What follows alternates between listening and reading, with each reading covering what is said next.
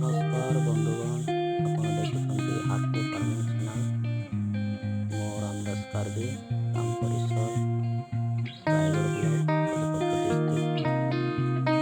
ଆଜି ଆପଣମାନଙ୍କୁ ମୁଁ 14 ଦିନ ମଧ୍ୟରେ କୋଶଳା ଶାଗର ହାରଭେଷ୍ଟିଂ କେମିତି କରିବେ ସେ ସମ୍ପର୍କରେ ଆଜି କହିବାକୁ ଯାଉଛି। ତେବେ ଡେରି କାହିଁକି, ଜଲ୍ଦି ପ୍ରତିବର୍ଷର କରୁ। ବନ୍ଧୁଗଣ, କୋଶଳା ଶାଗ ଚାଷ କରିବା ପାଇଁ ହେଲେ 14 ଦିନ ମଧ୍ୟରେ କେମିତି ହାରଭେଷ୍ଟିଂ କରିବେ, ସେଥିପାଇଁ ତୁମେମାନେ ପ୍ରଥମେ ଜମିକୁ ଭଲ ଭାବରେ ଚାଷ କରିବ।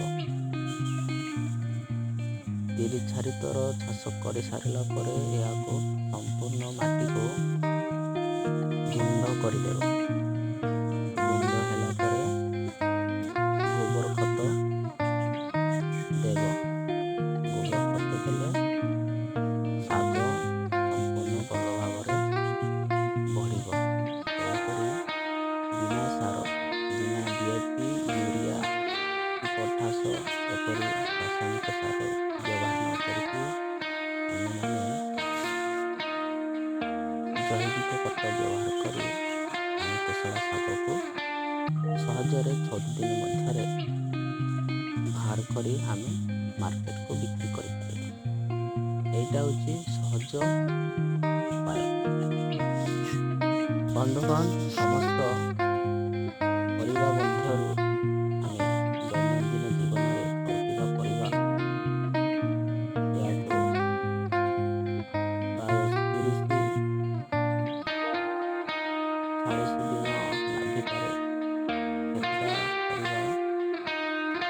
ତେଣୁକରି ଏହାକୁ ହାରଭେଷ୍ଟିଂ କରିବାର ସମୟ ବେଶୀ ଦିନ ଲାଗିପାରେ। ତେଣୁକରି ଆମେ ଶାଗ ଜାତୀୟ ଖାଦ୍ୟକୁ ଆମେ ଯେମିତି କମ୍ ସମୟ ମଧ୍ୟରେ ଉତ୍ପାଦନ କରିକି ଆମେ ଖାଇପାରିବା, ସେଥିପାଇଁ ଆମେ ଏଇ ଶାଗ ଜାତୀୟ ଫସଲକୁ ଚାଷ କରି ଆମେ କମ୍ ସମୟ ମଧ୍ୟରେ ଖାଇପାରିବା ଆଉ ମାର୍କେଟରେ ବିକ୍ରି କରିପାରିବା।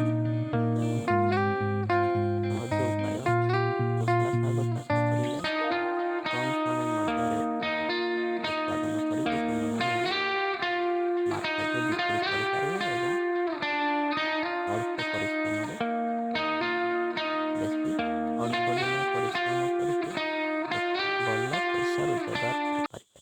ତେଣୁକରି ଏମିତି ପ୍ରଥମେ ମାଟିକୁ ଗୁଣ୍ଡ କରିକି ଚାଷ କରିବ। 3-4 ଥର ହଳ କରିସାରିଲା ପରେ ଏହାକୁ ଭଲ ଭାବରେ ଖତ ପକାଇବ। ଧନ୍ୟବାଦ।